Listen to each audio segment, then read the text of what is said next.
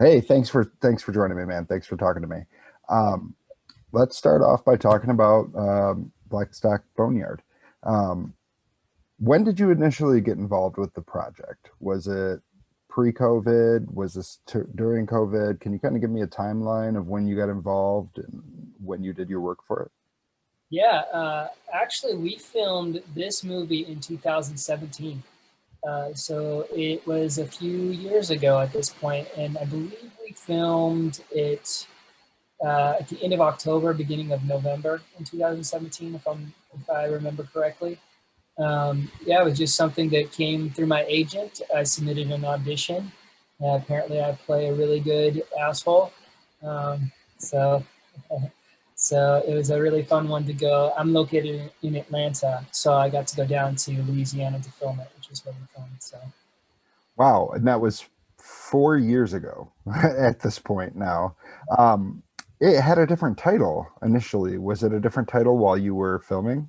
yeah, it was just recently that the title got changed. It was called Rightful originally. And now it's Blackstock Boneyard. Do you know at all why it was changed, or is that behind the scenes stuff that you're not really privy to? Yeah, it would only be guesses for me. I don't really know. Sure, sure. So, did you have the full script? I know that you're not in every scene of the movie, but were you given the full script, or just kind of your scenes to fill in your specific parts of the film? Sure. Yeah, when I auditioned, I only had the audition sides, the sections of the film that they wanted me to put on tape. But before we did the whole movie, I did put the script. Nice. So when you had filmed it, did you work with any of the actors that you had scenes with or any of the people behind the scenes on any other projects, or is this your first time getting into work with all of them? Or I guess I should say any projects before or since then, since now it's been 4 years since you did this. Sure. I haven't had the opportunity to work with anyone else prior or since then, although I definitely foresee it happening given the right circumstances because I made some good friends on the shoot. Aspen Kennedy, he's gone on to do quite a few things since we filmed the movie. He's doing some great things now, and Laura Flannery and I have become really good friends. We talk quite a bit. In fact, I'm going to be helping her with an audition later today, matter of fact. Nice.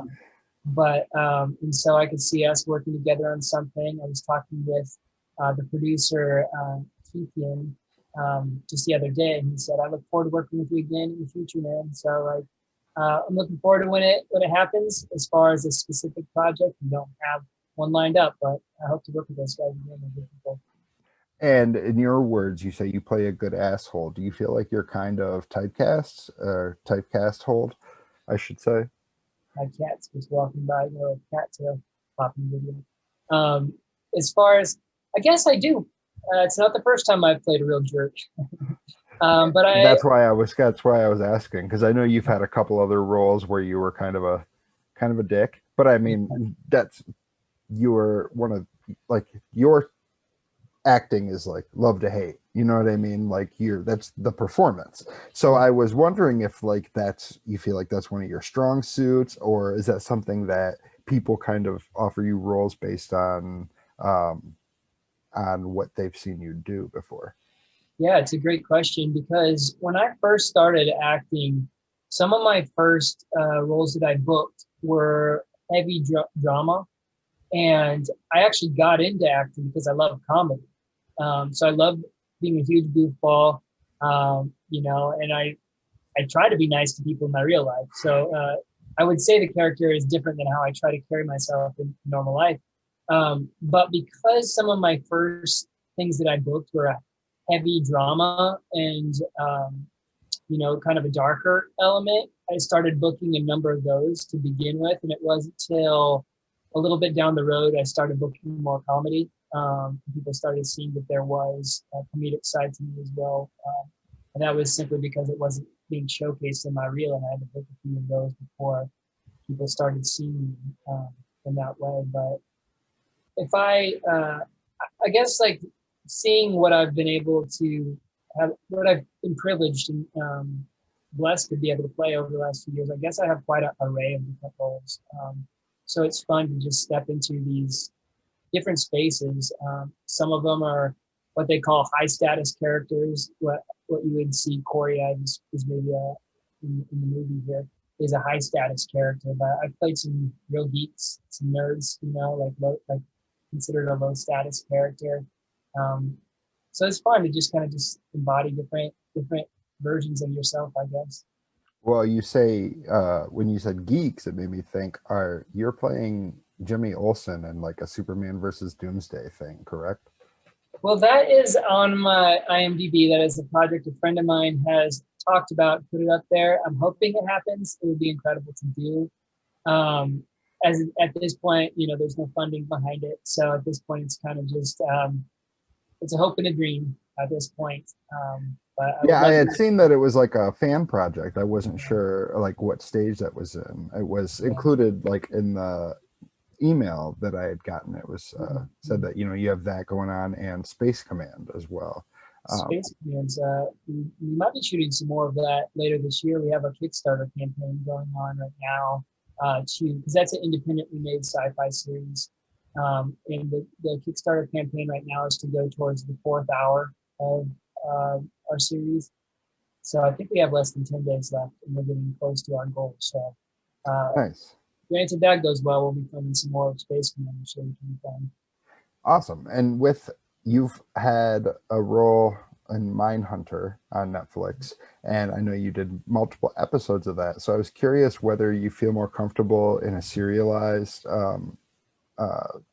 project like that versus a film project like Blackstock Boneyard.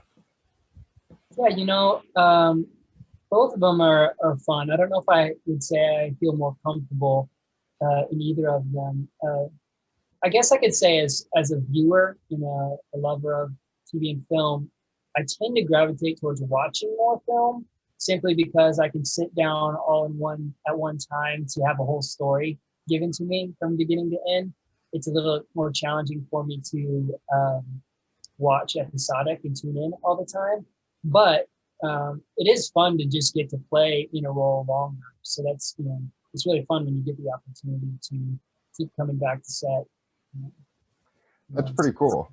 So now I know your role in this film is kind of controversial. I mean, the movie itself is, racially controversial, which is it's a huge thing, that is tackled in Atlanta a lot. And I know that you had a role in that, even though it was minor. I was curious of like what the extent was of your shooting with Atlanta and how long you were on set for that. Yeah, the show Atlanta on FX. Yes. That one, it was a real blessing to be a part of that particular episode. If you haven't, I don't know if you've watched the show or not, but Yeah, I've seen yeah, entirely. Teddy Perkins was a crazy episode, and to be able to, it really opens on my face in that episode. And that episode was nominated for some Emmys and stuff, so it was really just. There was literally like 3 lines in the audition. But it was a real great role to book. And it was a very quick process because when I got to set, they had my scene lined up to shoot first, and my call time was 5 a.m. So I was literally back home before my roommates even woke up. I was back home by 8 a.m. It was a quick turnaround. That's awesome. That's fun. Yeah. So with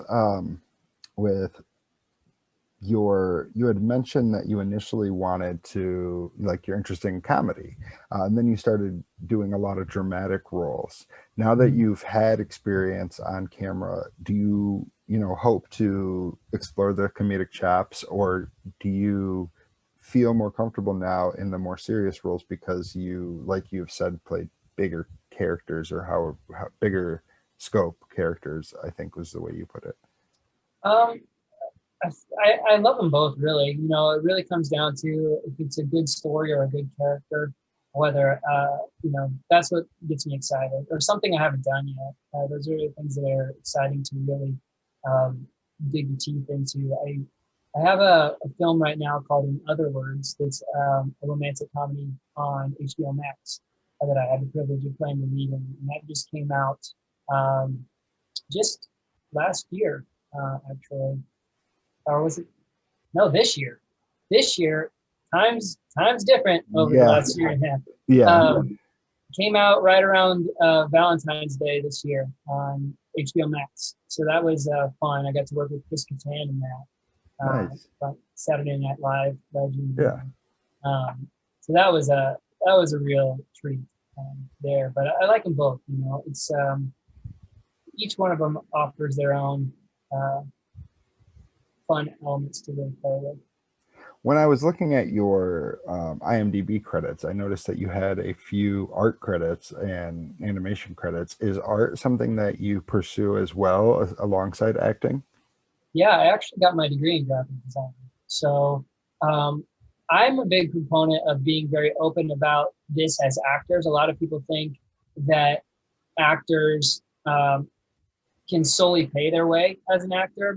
Some can, you know, the bigger ones that are on series and A-listers. There's a handful that can, but it's only like 5% of actors actually pay all their bills with strictly acting.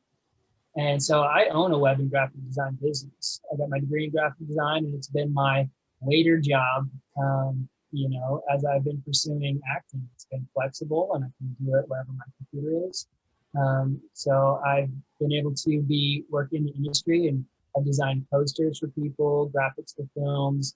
I did a really rudimentary animation. I would not call myself an animator. Much respect to animators. They are very gifted and very patient people. But yeah, I like arts in general. I call myself an artist before I call myself an actor, because I just really appreciate arts of all kinds.